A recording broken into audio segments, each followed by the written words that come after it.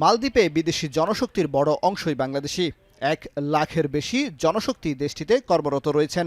গেল বছরই প্রায় ৪০,০০০-এর বেশি কর্মী গেছে সেখানে। তবে বিভিন্ন সময় প্রতিষ্ঠান পরিবর্তন ও কর্মহীন হয়ে অনেক শ্রমিক অবৈধ অবস্থায় সেখানে বসবাস করছেন। কাগজপত্রবিহীন এমন অবৈধ কর্মীদের এবার বৈধতার সুযোগ দিয়েছে মালদ্বীপ সরকার। ১ জানুয়ারি থেকে ২ এপ্রিল পর্যন্ত এই ৩ মাসের মধ্যে বৈধতা নিশ্চিত করতে হবে কর্মীদের। মালদ্বীপের বাংলাদেশ হাই কমিশন জানায়, যে সকল কর্মীর বৈধ ওয়ার্ক পারমিট নেই কিংবা কোনো অপরাধের কারণে ব্ল্যাকলিস্ট হননি, দেশটিতে অবস্থানরত এমন কর্মীরাই বৈধ হতে পারবেন।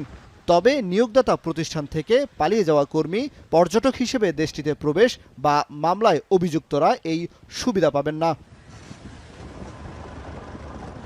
এক বিজ্ঞপ্তিতে অপারেশন কুরাঙ্গির আওতায় বায়োমেট্রিক তথ্য প্রদান করা ও বর্তমানে নিয়োগকর্তা বা প্রতিষ্ঠান নেই এমন কর্মীদের কাজের মাধ্যমে বৈধ হওয়ার জন্য মালদ্বীপের হোমল্যান্ড সিকিউরিটি অ্যান্ড টেকনোলজি মিনিস্ট্রির প্রদত্ত ফরম পূরণ করার অনুরোধ জানায় হাইকমিশন।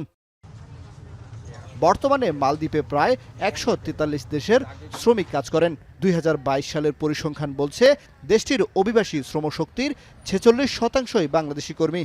গেল বছর প্রধান উপদেষ্টা প্রফেসর মোহাম্মদ ইউনুস মালদ্বীপে বসবাসরত কাগজপত্রহীন প্রবাসী বাংলাদেশিদের বৈধতা দিতে সে দেশের সরকারকে অনুরোধ জানান। পাশাপাশি সেখানে বাংলাদেশ থেকে আরও জনশক্তি নিয়োগের আহ্বান জানিয়েছিলেন।